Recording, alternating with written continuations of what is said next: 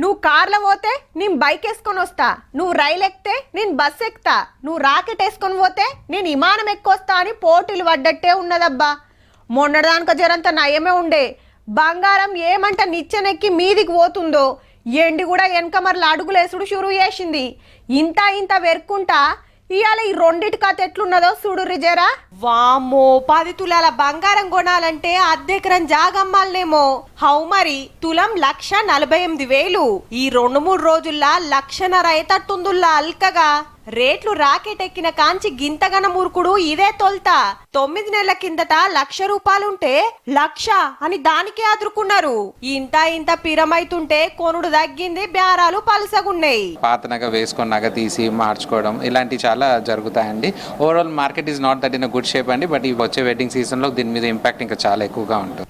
బంగారం ముట్టుకునే తట్టు లేదు. సప్పుడు గంట ఇంత ఎండి కొందామని పోతే ఎక్కిరిస్తుందుల్లా. కిలా 3,30,000 అంటే చూడుర్రిగా.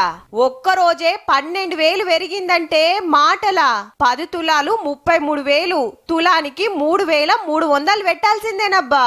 డిసెంబర్ 31 కు 2,35,000 ఉంటే 20 రోజులనే 1,00,000 పెరిగి బగ్గున మండుతాంది. గట్లనే మన్మరాలకి పట్టీలు చేపియాలన్నా, మన్మన్కి మొల్తాడు చేపియాలన్నా, పండుగ పూట ఇంట్లోకేదన్నా ఎండి వస్తువు తీసుకోవాలన్నా సుక్కలే ఉన్నాయి పోన్రి. వెండి 70,000 60,000 ఉన్నప్పుడు కొంత కొని పెడితే అమ్మాయిల పెళ్లిళ్ళకి బాగుండేది. ప్రస్తుతం ఇంత 3 లక్షలు దాటింది. మినిమం ఇవ్వాల్సిన సామాన్ కూడా ఇవ్వలేకపోతున్నాం. మొన్న మా మనవరాలకి అన్నప్రాసనకి కొన్నప్పుడు ఒక చిన్న గిన్నె 36,000 అయింది. సిల్వర్ గానీ గోల్డ్ గానీ అసలు ఎక్స్పెక్ట్ చేయలేదు. ఏది ఉన్నా మన అవసరాలు అయితే తప్పవు కదా, కంపల్సరీ తీసుకోవాలి అనుకున్నది మాత్రం తీసుకుంటున్నాను. గింతగనం పోటీపడి మీదికెందుకు ఉరుకుతున్నాయంటే దునియాల పరిస్థితి మంచిగా లేదు. మరి దేశాల నడుమ యుద్ధాలు, ట్రంప్ గారు పన్నుల బాంబులు, షేర్ మార్కెట్లు షేక్ అవుడు. మార్కెట్ ఎప్పుడు ఎట్లుండేది తెలుస్తలేదు.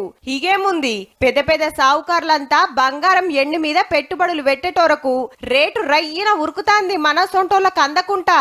ఇక చూడబోతే ఇతడి నగలే బంగారం అని, రాతెండి వస్తువులే ఎండని మురిసే రోజులు వచ్చినట్టే పో.